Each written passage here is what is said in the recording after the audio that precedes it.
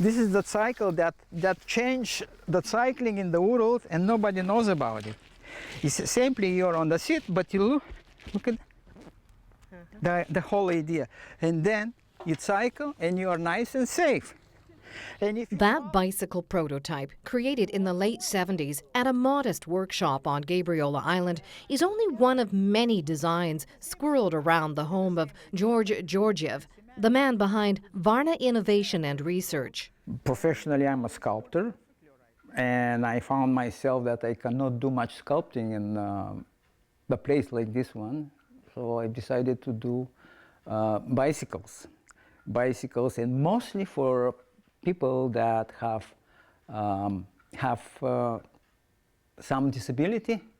And that started at the time when I met Rick Hansen, and I saw him, and we have talked about it, and I decided I will make something for you guys, you know, something that elevates your life a little bit and makes the life a little bit more livable. George's innovation was a hand-powered, three-wheeled bicycle that captured the world market. I made a few prototypes. I introduced them to some people with disability, and all of a sudden they said, oh, that's what we need. And I started making more and more and more. And eventually I went to some competitions in California, and people from all over the world were there. From Europe especially, they were there. They saw my cycles, and immediately they wanted to have cycles in Europe. Paralympians have achieved golds and silver medals on Varna hand cycles, and one was used by a disabled athlete to cross the Australian outback, creating a new world record. And I just sent a double one to Dublin for a blind person in the back and a good athlete in the front, so they go across the country. So I do these things too. He also designed a line of adult bicycles, some with electric assist motors, to offer something to an aging population. In the late 70s and early 80s, I have put this design together in Toronto with the idea to make something more comfortable and safer for riding. I can tell you one secret. Most of the bicycles that are on the market today for people with older and things that I'm the starter. I have patents. And I was the first one to start this thing here in this country. I'm not saying that they saw mine, but eventually it comes to the same conclusion, you know. There is another human-powered vehicle that Georgia is famous for, recumbent cycles that encapsulate the rider in a carbon fiber and Kevlar shell, which have been propelled to record-shattering speeds year after year at the World Human-Powered Speed Challenge at Battle Mountain, Nevada. These bicycles can go from 70, 75, 80, 85, and 90 miles an hour. Not kilometers, miles an hour. So it's very, very fast. In kilometers, it's 140, the top speed, 140 kilometers an hour.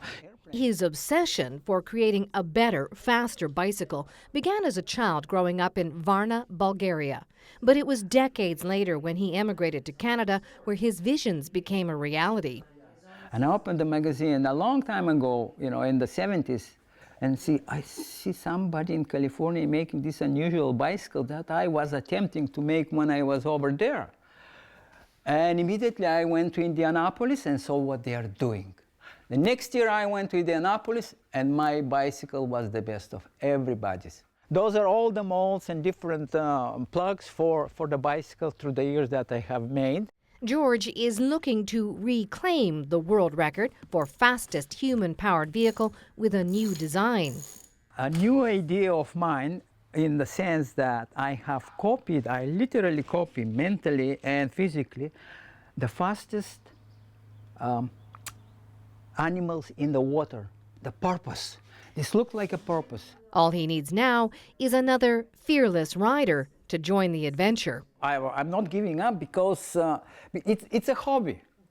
You know, I do my living by doing something for people, you know, trying to do something for disabled people, something for older people, and then, but meanwhile, what do you do the rest of the time, you know, when the brain doesn't stop working, you know. You know. As long as my body is okay, and it can,